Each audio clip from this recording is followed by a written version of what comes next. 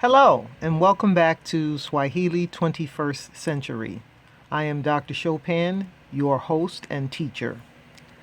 Today's lesson is the Swahili verb part 2.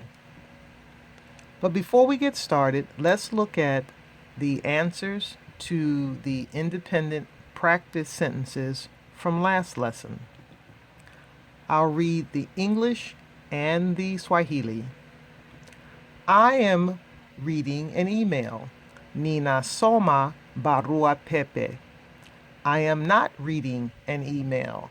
Sisomi barua pepe. You are studying a lesson. Una soma somo. You are not studying a lesson. Husomi somo. He is sleeping. Analala. He is not sleeping. Halali. We are seeing a chair. Tunaona kiti. We are not seeing a chair. Hatuoni kiti. You all are eating bread. Mnakula mkate. You all are not eating bread. Hamli mkate. They are forgetting the instructions. Wanasahau maagizo. They are not forgetting the instructions. Hawasahau maagizo. Very good, if you got them all. So let's get started. The Swahili verb. We're going to look at the Swahili verb in relation to wa class nouns and the object marker. The wa class has only animate nouns. They are living nouns such as people, animals, birds, etc. The object in the sentence is that noun which is being acted upon by the verb. For example, they are eating the bread. The object in this sentence is bread. It is being eaten by whomever they are. Bread is inanimate and can take an object marker, but not required to have one. But what if the sentence read differently, like, they are eating the birds? In Swahili, because birds, which are the object in this sentence, are animate nouns, the verb must have an object marker attached to it. So let's look at what the object markers are. There are 6 of them. So they are ni for me, ku for you, for him or her, and these are all in the singular. They are tu for us, wa for you all, wa for them, and these are in the plural. Note the MW. The MW is attached to verbs which start with a vowel. And also, monosyllabic verbs drop their ku if object markers are attached. And you'll see from the subject markers at the bottom that there is similarities between object markers and subject markers. Okay? Note the differences and the similarities.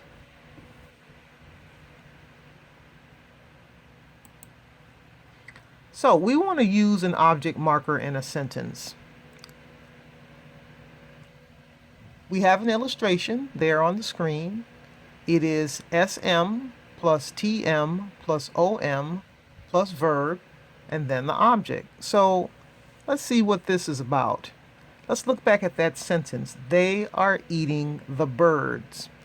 How you say that in Swahili is wanawala, wanawala, wanawala, wanawala ndege, wanawala ndege. Now the first wa is they. And in this instance, the they that are eating the birds, we're going to say it's snakes. Okay? So the wa stands for they, that's plural, that's the subject. They are the subject, or they is the subject marker. WA is the subject marker. Na, which is action taking place noun, is the tense marker, present tense that is. And then that second wa, which is highlighted in red, that's the birds or them. The birds are the object marker or the object. And then la, eating, which is progressive, is the verb. And then the object is bird or birds, which is ndege.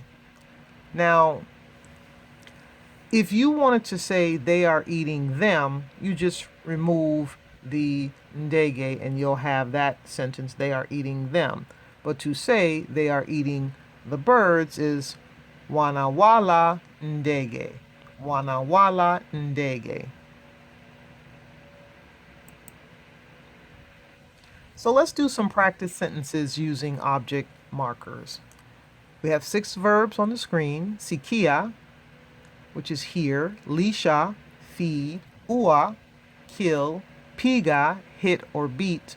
Ona, see. And saidia, which is help.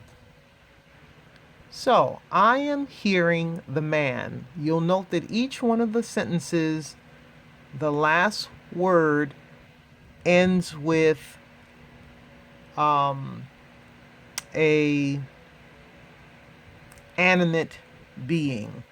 Man, them, children, us, you, and me. All of those are animate. So, because they're animate, they have to take an object marker. So let's see what this is like. I am hearing the man. Nina sikia mwanamume. We are killing them. Tuna waua. I am seeing the woman. Nina mwona mwanamke. You are feeding the children. Unawalisha watoto. You all are seeing us. Mna tuona. Mna tuona. She is hitting me. Ananipiga. Ananipiga. They don't like you. Hawakupendi. Hawakupendi. Each one of these sentences have an object marker because the object is an animate noun or pronoun. Noun or pronoun. So in the first sentence, I am hearing the man, that's a noun. In the sentence, we are killing them, the word them is animate, but it is a pronoun. I am seeing the woman. Woman is a noun, animate noun. You are feeding the children. Children is an animate noun. You all are seeing us. That is a pronoun. That is a pronoun. And it's the object also of the sentence. She is hitting me. That is a pronoun. Me is a pronoun. And they don't like you. You is a pronoun. Okay, let's do some more sentences. These now are highlighted so you can see where the object markers are. The patient is seeing the doctor. Mgonjwa anamwona mganga. The patient is not seeing the doctor. Mgonjwa hamwoni mganga. The president is meeting the mayor. Raisi anamkutana meya. The president is not meeting the mayor. Raisi hamkutani meya. The sharks are eating the fish. Papa wanawala samaki. The sharks are not eating the fish. Papa hawawali samaki. God is blessing the people. Mungu anawabariki watu. God is not blessing the people. Mungu hawabariki watu. So you might ask the question, since the object markers for second and third person plural are the same, how can you be sure who the object is in the sentence? So let's use the two sentences that are on the screen. I like you all and I like them. Will you say those exactly the same way? Nina wapenda. Nina wapenda. Because back when we looked at our object markers, we found that that second person plural and third person plural are the same, wa. So how do you distinguish the two? Well, the answer is you use a personal pronoun that's relevant to the object marker. So let's see how that works. So, what are personal pronouns? The personal pronouns in Swahili, they're there on the screen, and there are 6 of them. So, if you want to just say I by alone, by itself, then you say mimi. If you want to say you say wewe. If you want to say she or he, you say yeye. If you want to say we, you say sisi. If you want to say you all, you say yinyi. And if you want to say they, you say wao. So, looking at our sentences again, we want to say I like you all, and we want to distinguish that sentence from the sentence that says I like them. So you use these personal pronouns. So what was Nina wapenda, I like you all, now becomes Nina wapenda nyinyi. So the nyinyi helps you know that you're talking about you all, and you'll see the wa highlighted there in the middle of the sentence. Now, if you want to say I like them, you say Nina wapenda. However, in order to distinguish Nina wapenda, I like them from Nina wapenda, I like you all, you add wao at the end of the sentence. So what was Nina wapenda becomes Nina wapenda wao. And I'm a research related person. I like research. So the note at the bottom indicates that the Swahili scholars, Thompson and Schlescher, they offer 2 more ways to make this distinction between these two sentences, but this is my preference. As your teacher, I prefer it to do it this way. This is much more clearer. Okay, let's move on. And if you have any questions, of course, you'll indicate in the comment section, and I'll get back to you. So here's Q&A number 2. You'll notice that there are many times I've introduced you to ni. This is like a prefix or a particle or what have you. It's something different in a different way that it's used. So, how many uses are there for ni? Ni has at least 5 different uses. Now, if there's more, these are the 5 that I know. Number 1 is the subject marker, first person singular, is ni. It's the object marker, first person singular, is ni. There's the locative particle attached to the end of a place like shule, ofisi, or Gigi, and it stands in place of the preposition at or to. So if you wanted to say I'm going to school, you would put ni or ni on the end of the word to, on the end of the word school in Swahili. So shule would become shuleni to show that that's where you're going. I'm going there to the school. Okay, or I'm going to the office, or I am at school, or I'm at the office. Okay, that's that preposition at or to. The fourth use of ni is you use it in the present tense form of the irregular verb kuwa, to be, and it means are, am, are, or is. So if you say I am a doctor in Swahili, you would use that ni to mean are or I am. Okay? And then lastly, you can use ni to show plurality when it's attached to certain interjections like please. So the way you say please in Swahili is tafadhali. But that's when you're talking to one person. So when you want to talk to more than one person, you say tafadhalini. You put an ni on the end of the word or the interjection tafadhali. Or if you want to say thank you to a person, you say asante. But if you want to say thank you to more than one person, you say asanteni. You're talking to more than one person. If you want to say welcome, meaning a person's coming to your house and you want to say welcome, you say karibu. But if more than one person enters your home, you say karibuni. You put that ni on the end of the interjection karibu. And then ni is also used at the end of verbs when you want to pluralize these verbs, but the verbs are in the imperative form. So if you're making a command, if you tell a person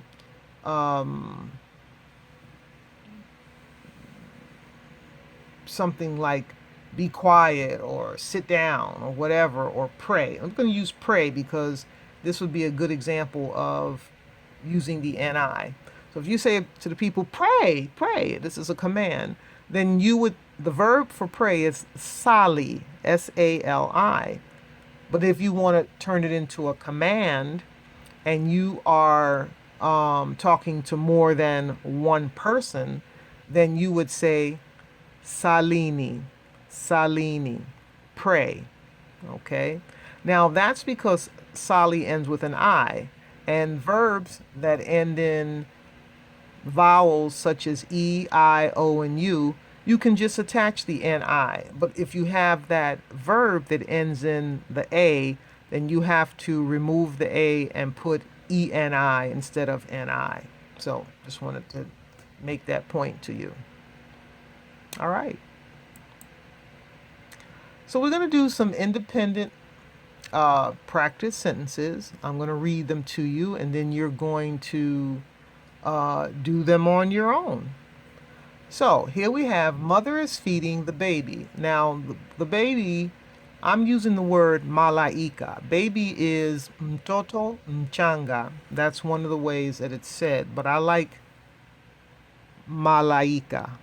Malaika also means angel. And the reason I'm choosing that is I like to be different. That's number one. Number two, for me, and it could be the case with some of you, it makes it easier when you have a word in English, it's one word, and then you have one word in Swahili rather than have two or three words. It makes it easier for you to remember. So, mother is feeding the baby. We're going to use malaika for baby. But if you want to write a sentence that uses angel, you can use malaika, that means angel too. Mother is not feeding the baby. The police are helping the people. The police are not helping the people. She is feeding him. She is not feeding him. They are helping them. They are not helping them. So what you need to do is do these sentences, translate them in Swahili as best you can. You have the affirmative to the left and the negative to the right, and we'll give you the answers on those on the next time.